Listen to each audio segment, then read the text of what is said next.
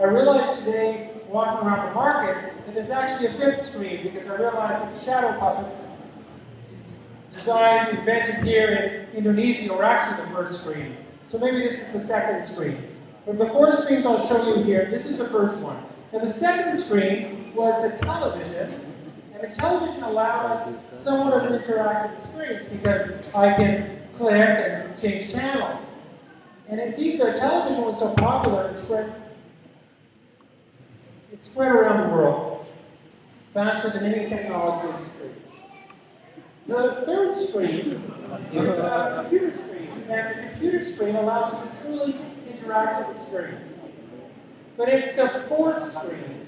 The fourth screen, this tiny screen, unless you're female and you carry around a huge screen everywhere you go. It's this fourth screen where the majority of human beings will have their first internet experience. This is the decade of the small screen, the mobile screen, the one we take everywhere. And when we're thinking about designing, we're designing for that small screen. Now, we tend to think about design in terms of intrigue and color and flashy graphics. But I was involved as a judge in a competition in India where we were judging the world's best internet sites that were helping the developing world. And of all of the, we saw examples from over 100 countries. But of all the fascinating, emerging, colorful, intuitive, immersive things I saw, the one that impressed me the most was the simplest. And let me explain it with a story. I want you to imagine there's someone in your lives, like a small child. Maybe you have a child who's 3 or 4 years old. Or maybe you have a niece or a nephew who's young. And imagine you're with them and they get sick in the middle of the night and they're screaming and you don't know what's wrong. They've got some sort of illness. Maybe they're dying, you don't know, so you call the doctor. And the doctor rushes in and gives you advice. And you speak to the doctor on the phone and the doctor says, listen, it's okay. The child is going to be fine, but you have to go to the pharmacy and you have to get a certain medicine and bring it home and give it to her and she'll be fine. And you rush to the pharmacy, you get the medicine, you give it to her and she'll be okay. But what I want to tell you about then is in Ghana, in the country in Africa called Ghana, there's a big problem because in Ghana, 25%, 1 in 4, 25% of the drugs in Ghana are fake. And so if you're in Ghana and you rush to the pharmacy in the middle of the night and you buy medicine, you don't know if it's going to hurt your child or going to help your child. You could make her worse. You could kill her. And this is a horrible situation, not just for the economy, not just for health and suffering, but in terms of human dignity. Except that these guys in Ghana came up with this brilliant internet site called Pedigree. And the way they solved it is, they talked to the drug companies and they got them to agree to put a unique string of numbers on each container of medicine. And when you get to the pharmacy, all you do is you take out your cell phone and you text this number to Pedigree, and it immediately comes back with an answer as to whether the drugs are real or not. So you send the number in, it comes back, and you get a yes, the drugs are okay, and you give it to your child. And I love this because here's an internet application that has no color, no fonts, no flash animation, no intrigue. All it has is 128 characters of pure life-saving, dignity-saving, economy-saving, clever design thinking. And that's what we need more of, is this sort of design thinking. Because there are things that become possible on the internet that were simply not possible before. Another example here is Kiva. Have you heard of Kiva? Anyone?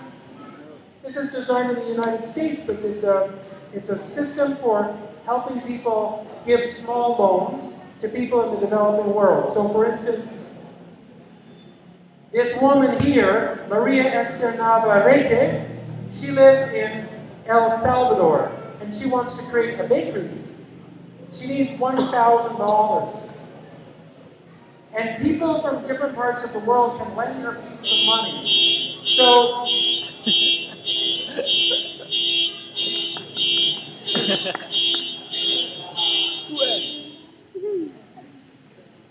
thank you. So, I in Canada can give her $25, and you can give her $25, and different people from around the world go to the website and lend her the money. And when she reaches $1,000, the website releases it to her, and she borrows the money, and she starts her bakery, and she gives it back later. This makes it possible for people all over the world to help other people. And it makes it possible for people to start businesses who would never be able to get a loan.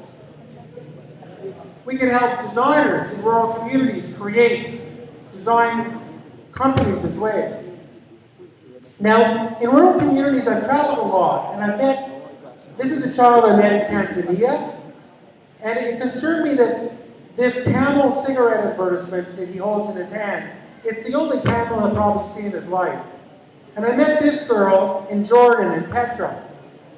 She lives in a town where the largest sign in the town is a cigarette advertisement that speaks of superior American taste. Now, this is a billboard in Lebanon. And again, the idea being that you can be more like these beautiful European people if you smoke cigarettes. Now, some countries allow cigarette advertising and some do not. This is my daughter, Anna, and she's never seen a cigarette billboard in her life because in Canada, it's against the law. I was sad to see in Yoga today, not only do you have cigarette billboards, but you have this huge television billboard for cigarettes. It's just like showing all these sports and things all having to do with cigarettes. And this is a problem because it's not reasonable to expect parents to be able to shield their children from this type of lying. And it's not good for the society. Children need to be protected. And these girls are the same age as my daughter, but they happen to have the unfortunate reality of living in the Carteret Islands, which are not too far from Indonesia. And last year, the Carteret Islands have the sad record of being the first society on Earth to completely be destroyed by global warming, because the Carteret Islands, due to changes in the level of the sea, completely disappeared, and the entire community had to be evacuated. They are no more. The people are safe, but the culture is gone. The people are safe, but the island is gone. And these weren't the people who caused the global warming. These weren't the people doing the over-consuming that used up too many resources that caused the weather to change. But they suffer from it. And that's a crime. That's a crime. And every day, there's a lot of crime going on in the world. Every day, these remarkable things happen that are not in the headlines. When there's big news on our planet, there's big headlines in the newspaper, but you don't see these headlines, even though every single day these things happen. And these are all things that designers help happen. And they're also all things that designers can help change. I guess my point is this. Designers have way more power than we tend to realize. And we have a much greater role in what's going on the planet than we realize. And so it goes beyond us making small efforts to do things a little better. We have to recognize how much power we have. We have to recognize that we're at the core of the advertising that causes overconsumption. And we have to take responsibility to do good with that power. This is the world's most known brand. And Coke does a fantastic job of marketing what is a pretty ugly logo. So what do you think of this logo? I don't know about here in Indonesia, but in Canada, we only use this typeface for really bad wedding invitations. And yet, it's very popular because Coca-Cola has shown it to us so often. And everywhere I go around the world, I see examples of Coca-Cola's brilliance in creating opportunities to advertise. So these are, in my city, in places where it makes no sense to have a park bench, we have advertising now, the Coke designed. Coke is very clever, and if you go to marketing school, they should be applauded for their ingeniousness. I was marketing trekking in Tanzania, and it took 3 days to climb up this huge mountain. Well, when we got near the top of the mountain, there was this last little hut, an outpost, where you could buy drinks. And there, for sale, 3,000 meters above the planet, someone had come first and made sure there was Coke available. I was impressed. I was very impressed, I have to say. But then we were traveling through the back roads of Tanzania on the way towards Arusha. I discovered that the villages were branded with Coca-Cola signs. And then I realized it wasn't just the villages. It was the high schools, and the hospitals, and the orphanages, and the churches. The churches were actually brought to you by Coca-Cola. And then we discovered that the official milestone markers that tell you how far it is to go to a city also were brought to you by Coca-Cola. These aren't extra signs, these are the only signs between cities that tell you how far it is to get there. And I thought that was amazing, but then we got to the island of Zanzibar. This is a beautiful culture off the coast of Tanzania, this ancient city. And now every street corner has a Coke sign on it because the official street signs of Zanzibar are now brought to you by Coca-Cola. And it's kind of wonderful if you're a marketing guy, but it's kind of horrible if you care about architecture. Even the sign that welcomes you to Zanzibar in the airport is a Coke sign. And you know, if you're impressed by marketing, you'd say, wow, Coke, that's fantastic. But the sad thing is this. On the streets of Dar es Salaam, which is the capital of Tanzania, it costs the same amount of money for a bottle of Coke as it does for a malaria pill. And over 1 million children died of malaria last year in Africa.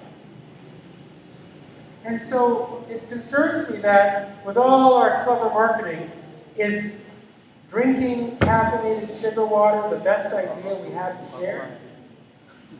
Shouldn't we be sharing better ideas like democracy and justice and the internet and medicine and sociology and conflict resolution? And I could go on and on with all the great, brilliant ideas we have to share that are better than this. Certainly we can share how to solve malaria. But instead, and I've been complaining about this, and I complained about it in the book, but this wonderful man, I wrote about it in my book, that wouldn't it be great if someone figured out how to use Coca-Cola's distribution network in Africa to deliver something more useful?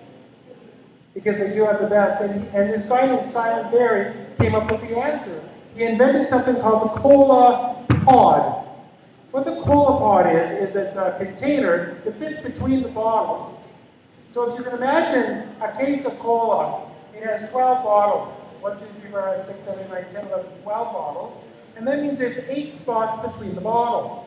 And so Simon's plan is, why not get Coca-Cola to agree that when they're delivering cola, they would also deliver something else. So in these containers,